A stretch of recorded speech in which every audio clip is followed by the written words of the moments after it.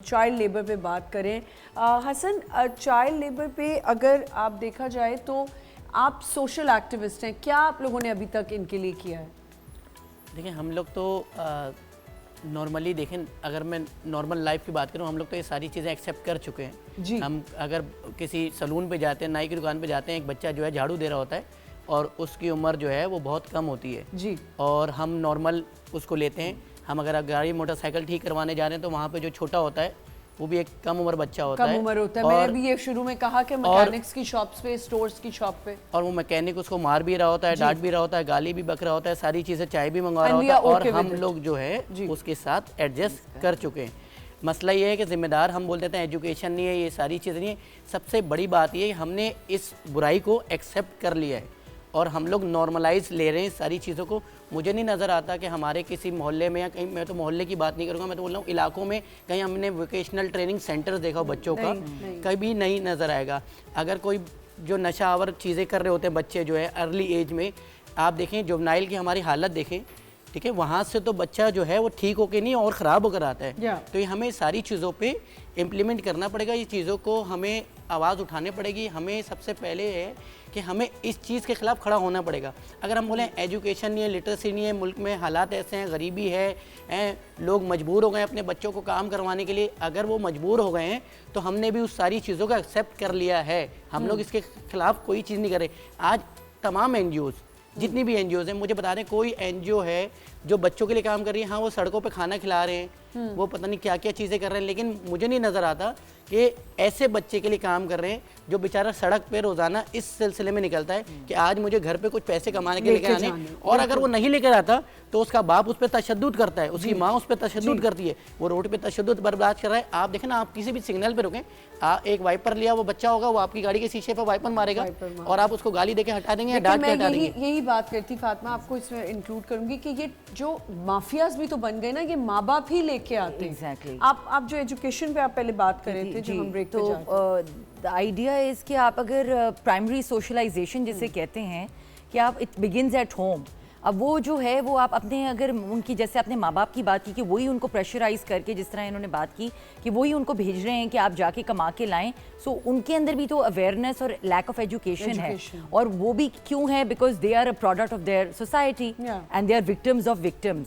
सो वो एक सिलसिला चलता आ रहा है। So we have to break that vicious cycle and in order to do that, how and where can we do that? We have to start from there कि we create jobs उनके लिए, या मे बी आप कुछ इस तरह vocational जैसे उन्होंने बात की कि ट्रेनिंग इंस्टीट्यूट्स होने चाहिए, उनको कुछ अवेयरनेस दे ताकि वो अपने बच्चों को एटलीस्ट प्रॉपर स्कूल्स में भेज सकें और उनको प्राइमरी सोशलाइजेशन इतनी मिले ताकि वो आगे जो हैं दे आर नॉट एक्सप्लॉइटेड। बिल्कुल ठीक कह रही है, बिल्कुल ठीक।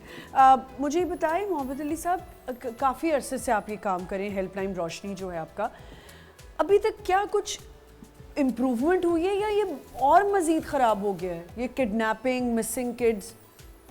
देखें, पाकिस्तान में अगर आपको चाइल्ड अब्यूज़ को काउंटर करना है तो हमारी अपनी असेसमेंट ये है कि हम चूँकि मिसिंग चिल्ड्रन पे काम करते हैं तो पाकिस्तान में मिसिंग चिल्ड्रन का जो इशू है वो दिन ब दिन बढ़ता चला जा रहा है। वही तो मैं हैरान। देखें, अगर आप कहें कि अगर स्ट्रीट पे कोई बच्चा है, स्ट्रीट चिल्ड्रन है, आप कहें कि मदरसे में पढ़ रहा है, आप कहें कि वो डोमेस्टिक वर्कर घरों पे लड़कियां काम कर रही हैं, इसके पीछे पूरा चेन है। लेकिन मैं ये समझता हूँ कि जिस मुल्क में कानून की अमल दरामदी होती है प्रॉपर, वो वहाँ पे कोई इशू नहीं होता है। जी बिल्कुल, क्योंकि हमारे पास कवानीन मौजूद हैं यहाँ पे। बिल्कुल सही। जो काम स्टेट की रिस्पॉन्सिबिलिटी, अगर वो रिस्पॉन्सिबिलिटी प्रॉपर तौर पे निभाई जाए तो मैं नहीं समझता हूँ कि हमें खड़ा होना पड़ेगा खुद से। ठीक है ना, हमें तो वैसे ही किसी और मसलों में अटकाया हुआ है, हम तो गैस बिजली पानी में फंसे हुए हैं, नहीं निकल पा रहे। और ये गैस, बिजली, पानी, गुर्बत, सब्जी, यही चीज़ें हैं जो इन बच्चों को मजबूर करती हैं काम करने पे और फिर ये अब्यूज़ भी होते हैं। दूसरा आमना ये बात है कि देखें, जहाँ पर बच्चों की सेफ्टी और सिक्योरिटी से वालिदैन कंसर्न हैं, वहाँ पे इश्यूज़ नहीं होते हैं। आपका बच्चा सुबह में 6 बजे बाहर अंडे डबरोटी ले रहा होता है और आप सो रहे होते हैं। बिल्कुल सही कह। आपका बच्चा जिस वैन में जाता है, आपकी बच्ची जिस वैन में जाती है, आपको ये नहीं पता वो वैन ड्राइवर कौन है, किस नेचर का है, उसकी मेंटालिटी क्या है। सही है ना? तो जहाँ पे जब आप अब देखें, स्कूलों का ये हाल है कि वहाँ पे जब टीचर को रिक्रूट किया जाता है तो उसकी कोई असेसमेंट नहीं होती है। नहीं होती। एक टीचर अगर रोज़ अपने शोहर से पिट के आ रही है तो वो बच्चों के साथ किस तरह से डील करेगी, उसका वो माइंडसेट ही तो नहीं ये है। तो पूरा एक पैकेज है जहाँ पे बच्चों का अब्यूज़ चल रहा है। आप देखें ना, इस वक्त पाकिस्तान में सन 2024 में जनवरी से दिसंबर तक 3070 से ज़्यादा बच्चे पुरस्कार तौर पे गायब हो गए। ये वो बच्चे हैं और एक और अलार्मिंग सिचुएशन है कि इन बच्चों में जो सबसे ज़्यादा रेशो है वो 11-12 साल से लेके और बिलो 18 तक का है, और 99% लड़के हैं इसके अंदर। मैं वही कही थी, बॉयज। तो इस वक्त जो तस्वर है कि पाकिस्तान में फीमेल या बच्ची खतरे पर है, बिल्कुल होगा वो अपनी जगह पे, लड़के ज्यादा खतरे में। इस वक्त जो देखें ना आप, जावेद इकबाल ने 1999 में 100+ बच्चों का कत्ल किया था। सारे वही बच्चे थे जिनका एज ग्रुप यही था। आजकल मार्केट में बच्चों की एक्सेस लड़कों की बहुत आराम से है। चाइल्ड पोर्नोग्राफी का इशू तो बस हाईलाइट हुआ हुआ है, इतना तेजी से बढ़ रहा है, उसका डार्क वेब जो है, ये सब बिल्कुल चीजें, और ये पूरा चेन में काम हो रहा है। अगर हॉस्पिटलों से बच्चे गायब हो रहे हैं तो देखें, अगर FIR जल्दी कटें, तफ्तीश सही हो, मुल्ज़िमान जो पकड़े जाएं उनको सज़ाएं हो।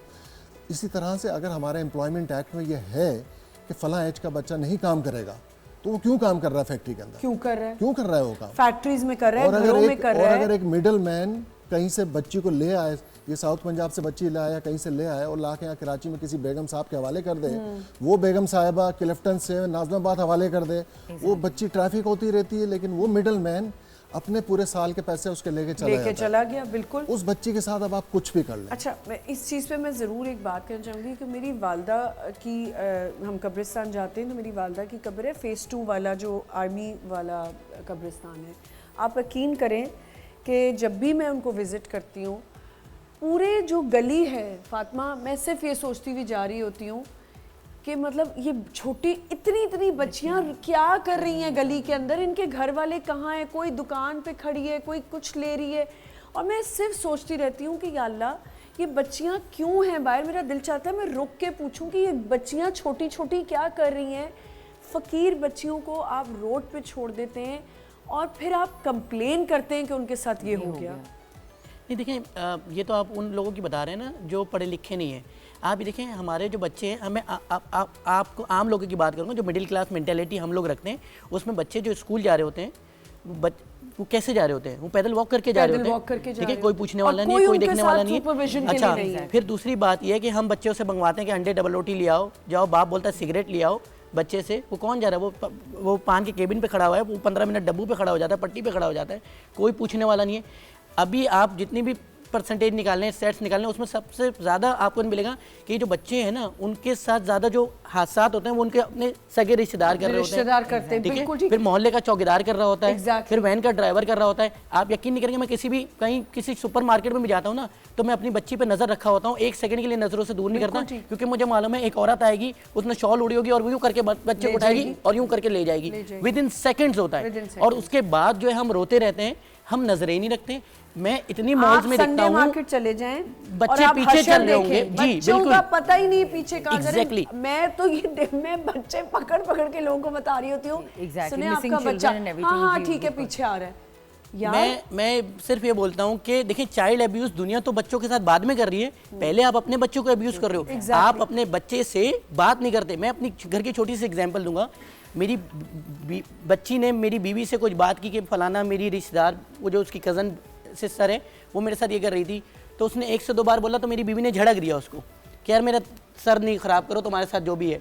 तो मैंने कहा, आज तुमने झड़क दिया ना, कल को कोई उसके साथ बाहर करेगा ना, वो तुमसे बात नहीं करेगी। मैंने उससे बात की। हम लोग क्या किया, हम लोगों ने, बाप न्यूज चैनल देख रहा है, बीवी मॉर्निंग शो देख रही है, हम अपने बच्चे से बात नहीं कर रहे। मॉर्निंग शो भी देख सकती है ना, बोल नहीं, हम अपने बच्चे से बात नहीं कर रहे। ये गैप है, ये गैप है। हमें अपने बच्चे से, हमें अपने बच्चे से एक फ्रेंडली एनवायरनमेंट में बात करनी पड़ेगी आज के दौर में। ये पुराना दौर नहीं है कि हमारे बच्चे ऐसे पल गए, नानी ने पाल ली, दादी ने पाल ली। नहीं भाई, अब आपको बच्चे के साथ रिश्ता रखना है। अगर आप रिश्ता नहीं रखोगे तो बाहर एक शख्स बैठा हुआ है जो उसको मैनिपुलेट कर रहा है,